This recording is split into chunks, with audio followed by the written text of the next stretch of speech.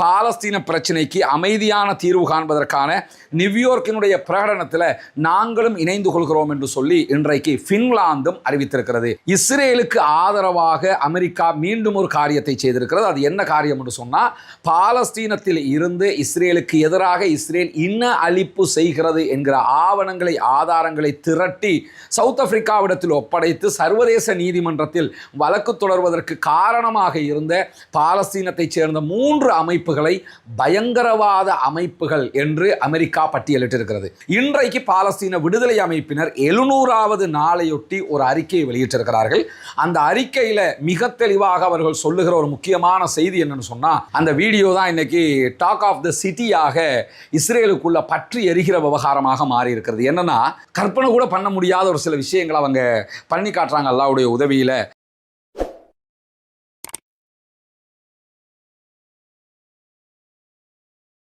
அஸ்ஸலாமு அலைக்கும் வரஹ்மத்துல்லாஹி வபரகாத்துஹு. அன்பிற்கினிய சகோதர சகோதரிகளே, நம் அனைவர் மீதும் ஏக இறைவனுடைய அமைதியும் கருணையும் உண்டாகட்டுமாக என்கிற உயரிய பிரார்த்தனைகளோடு பாலஸ்தீனத்தினுடைய காசா பகுதிகளில் 700வது நாளாகவும் இன்றும் என்னவெல்லாம் நடந்திருக்கிறது என்கிற செய்திகளைத்தான் இன்றைக்கும் நம்ம பார்க்க இருக்கிறோம். நமக்கெல்லாம் தெரியும், இன்றோடு 700 நாட்களை காசாவினுடைய யுத்தம் பூர்த்தி செய்கிறது. 700 நாட்களாக பாலஸ்தீனம் மீது இடைவிடாத தாக்குதல்களை இஸ்ரேலிய ஆக்கிரமிப்பு இராணுவம் நடத்தி வருகிறது. இதுவரைக்கும் 75,000க்கும் மேற்பட்ட அப்பாவிகள் கொல்லப்பட்டிருக்கிறார்கள், ஷஹீதாகி இருக்கிறார்கள். 1.5 லட்சத்துக்கும் மேற்பட்ட அப்பாவிகள் படுகாயம் அடைந்திருக்கிறார்கள். முழு காசாவுமே அழிக்கப்பட்டிருக்கிறது என்கிற சூழலில் இன்றைக்கு மீண்டும் பலத்த தாக்குதல்களை இஸ்ரேலிய ஆக்கிரமிப்பு இராணுவம் பாலஸ்தீன அப்பாவிகள் மீது நடத்தியிருக்கிறது. கடந்த 24 மணி நேரங்களுக்குள்ளாக 64 அப்பாவிகள் காசாவிலே கொல்லப்பட்டிருக்கிற அதே நேரம் 422 அப்பாவிகள் படுகாயம் அடைந்திருக்கிறார்கள் என்கிற செய்திகளும் இன்றைக்கும் வெளியாகி இருக்கிறது. எனவே தொடர்ந்தும் இஸ்ரேல் தன்னுடைய தாக்குதல்களை பலத்த அளவிலே பாலஸ்தீன அப்பாவிகள் மீது நடத்தி வருகிறது. ஆனால் இஸ்ரேலிய ஆக்கிரமிப்பு இராணுவத்தினால் பாலஸ்தீன விடுதலை இராணுவத்தை தோற்கடிக்க முடியவில்லை, அவர்களோடு மோத முடியவில்லை என்கிற நிலைமையையும் நம்ம தொடர்ந்து பார்க்க முடிகிறது. அதே நேரத்தில் இன்றைக்கு பாலஸ்தீன விடுதலை அமைப்பினர் 700வது நாளையொட்டி ஒரு அறிக்கையை வெளியிட்டிருக்கிறார்கள். அந்த அறிக்கையில் மிக தெளிவாக அவர்கள் சொல்லுகிற ஒரு முக்கியமான செய்தி என்னன்னு சொன்னால், சர்வதேச மட்டத்தில் காசா மீது இஸ்ரேல் நடத்துகிற இந்த தாக்குதல்கள் மிக மிக அவலட்சணமானது, அவமானகரமானது என்பதை அவர்கள் சுட்டிக்காட்டியிருக்கிறார்கள். காரணம் என்னன்னா, இத்தனை அப்பாவிகள் கொல்லப்பட்டும் உலகத்தில் இருக்கக்கூடிய இத்தனை நாடுகளுக்கு முன்பதாகவே இது நடைபெற்றும் சர்வதேச நாடுகளால் இந்த தாக்குதல்களை தடுக்க முடியவில்லை என்பது அவமானமாக தெரியவில்லையா என்பதுதான் அவர்களுடைய மிக பெரும் கேள்வியாக இருக்கிறது. உண்மையும் அதுதான். ஏன்னா, அரபு நாடுகள் மாத்திரமே உலகத்தில், அரபு இஸ்லாமிய நாடுகள் 52க்கும் மேற்பட்ட நாடுகள் இருக்கிறது. அதை தாண்டி சர்வதேச அளவில் பலம் பொருந்திய பல நாடுகள் இருக்கிறது. கண்ணுக்கு முன்பதாக மனித குலத்தை சேர்ந்த ஒரு சாரார் பச்சையாக கொல்லப்பட்டு கொண்டிருக்கும் போது 700 நாட்களாக அதை தடுக்க முடியவில்லை என்று சொன்னால் அது மிகவும் அவமானகரமான ஒன்றுதான். வரலாறு இவர்களை மன்னிக்காது என்பதுதான் இன்றைக்கும் பாலஸ்தீன விடுதலை அமைப்பு வெளியிட்டிருக்கக்கூடிய முக்கியமான அறிவிப்பாக இருக்கக்கூடிய சந்தர்ப்பத்தில் இன்றைய நாளில் இஸ்ரேலுக்கு ஆதரவாக அமெரிக்கா மீண்டும் ஒரு காரியத்தை செய்திருக்கிறது. அது என்ன காரியம் என்று சொன்னால், பாலஸ்தீனத்தில் இருந்து இஸ்ரேலுக்கு எதிராக இஸ்ரேல் இன அழிப்பு செய்கிறது என்கிற ஆவணங்களை ஆதாரங்களை திரட்டி சவுத் ஆப்பிரிக்காவிடத்தில் ஒப்படைத்து சர்வதேச நீதிமன்றத்தில் வழக்கு தொடர்வதற்கு காரணமாக இருந்த பாலஸ்தீனத்தைச் சேர்ந்த 3 அமைப்புகளை பயங்கரவாத அமைப்புகள் என்று அமெரிக்கா பட்டியலிட்டிருக்கிறது.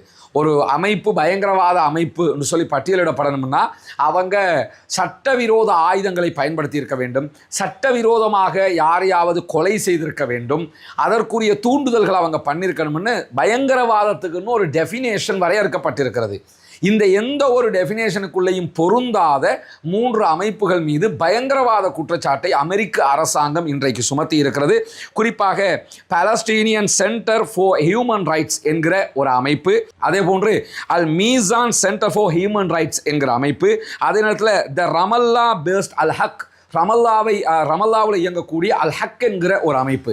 இந்த 3 அமைப்புகள் மீது தான் அமெரிக்கா இன்றைக்கு பயங்கரவாத குற்றச்சாட்டை சுமத்தி தடைகளை விதித்திருக்கிறது. இஸ்ரேல் இதை வரவேற்றிருக்கிறது. காரணம் என்னன்னா, அவங்களுக்கு ஆதரவாக இந்த தீர்மானம் இருக்கிறது என்பதுதான் அவர்களுடைய அடிப்படை ஆசையாக இருக்கிறது. எது நடந்தாலும் அமெரிக்கா முழுவதுமாக இஸ்ரேலுடைய அநியாயத்திற்கு துணை போகிறது என்பதை அமெரிக்க மக்களே வெளிப்படையாக புரிந்து கொள்ளுகிற ஒரு நிலையாக இந்த நிலையும் மாறி இருக்கக்கூடிய சூழல்ல தான் நேற்று வெளியாகி இருக்கக்கூடிய இன்னும் ஒரு முக்கியமான செய்தி என்னன்னா, நமக்கெல்லாம் தெரியும், பாலஸ்தீனத்தில் இஸ்ரேல் செய்கிற அநியாயங்கள் எந்த விதமான விளம்பரங்களும் இல்லாமல் உண்மையான செய்திகளாகவே இன்றைக்கு சர்வதேச மயப்படுத்தப்பட்டு விட்டது. அல் ஜசீராவினுடைய பங்கு அதிலே மறுக்க முடியாதது.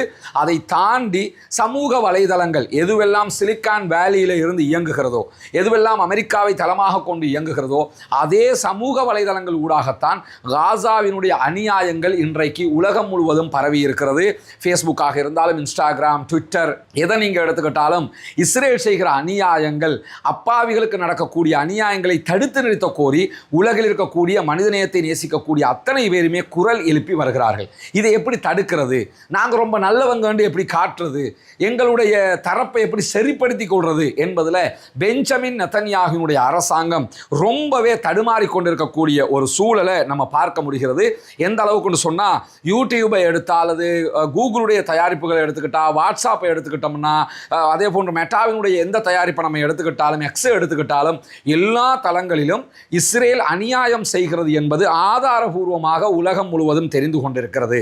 எல்லோருமே சுயமாக இந்த அநியாயத்திற்கு நியாயம் கோரிக்கொண்டிருக்கிறார்கள் என்கிற காரணத்தினால நேற்றைய தினம் என்ன பண்ணியிருக்கிறாங்கன்னு சொன்னா, இஸ்ரேல் கூகுள் கம்பெனியோடு, யூடியூப் அண்ட் கூகுளுடைய தயாரிப்புகளோடு $40 மில்லியன் பெறுமதியான ஒரு ஒப்பந்தத்தை செய்திருக்கிறார்கள்.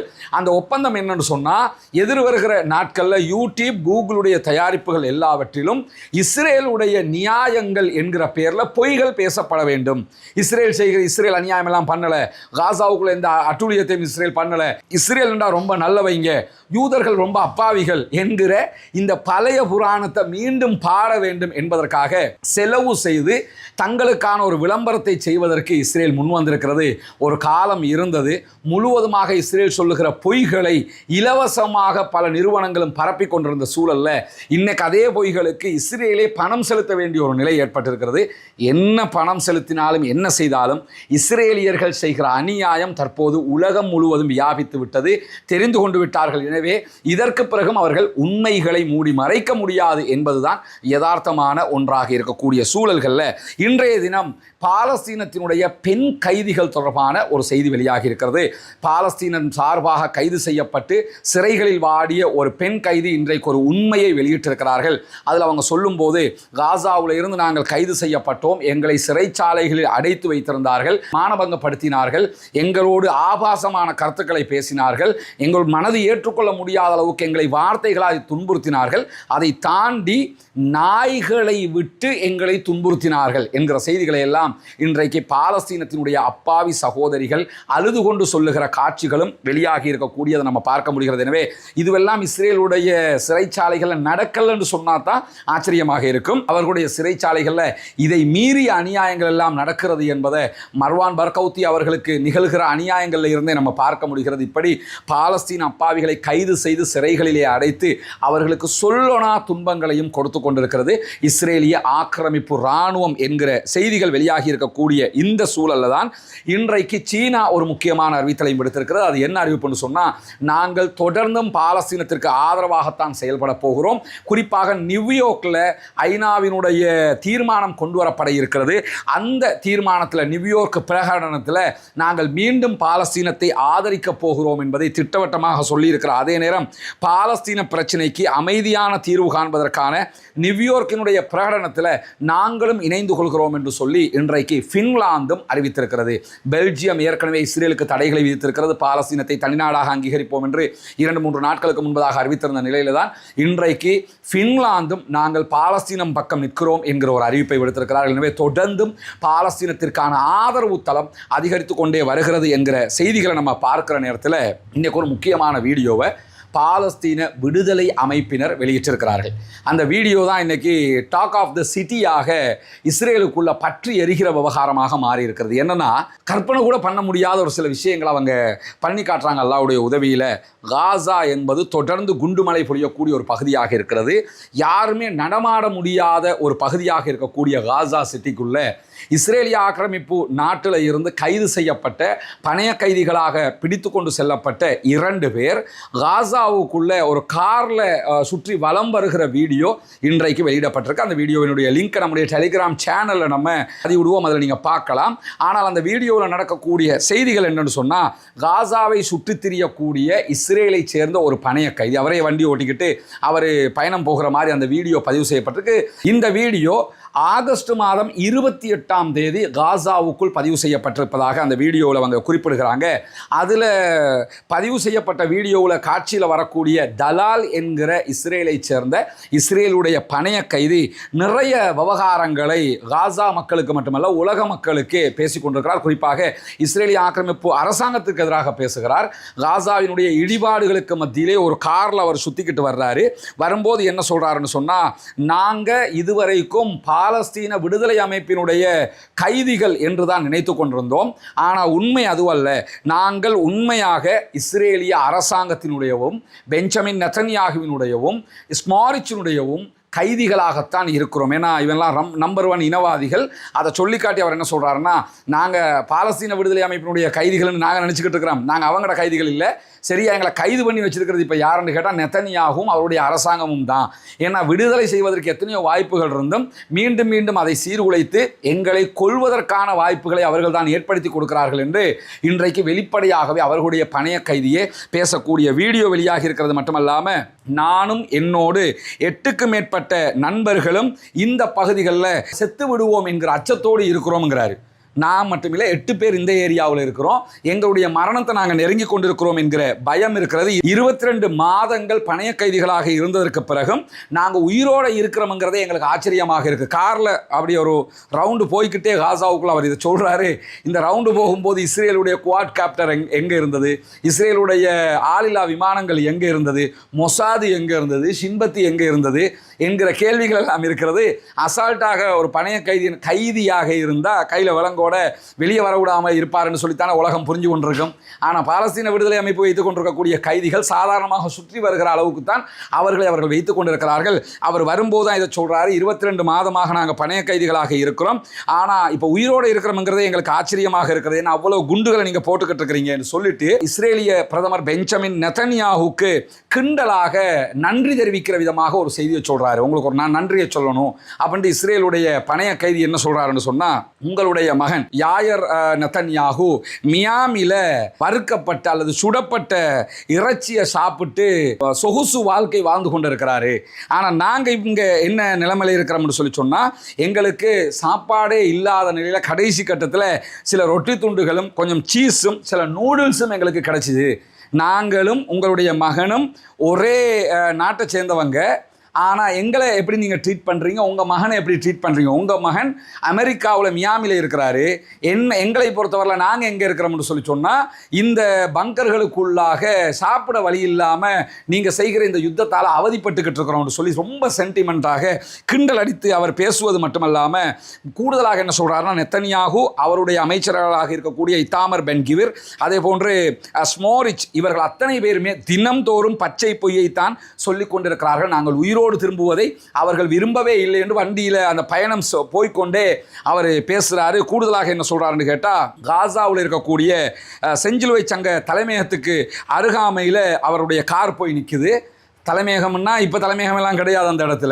அந்த இடத்துல போய் காரை நிற்கும் போது அவர் என்ன செய்கிறாருன்னா, அந்த காரில் இருந்து இறங்கி போய் இன்னொரு பணைய கைதியை சந்திக்கிறாரு. அதெல்லாம் அந்த வீடியோவில் பதிவு செய்யப்பட்டிருக்கிறது.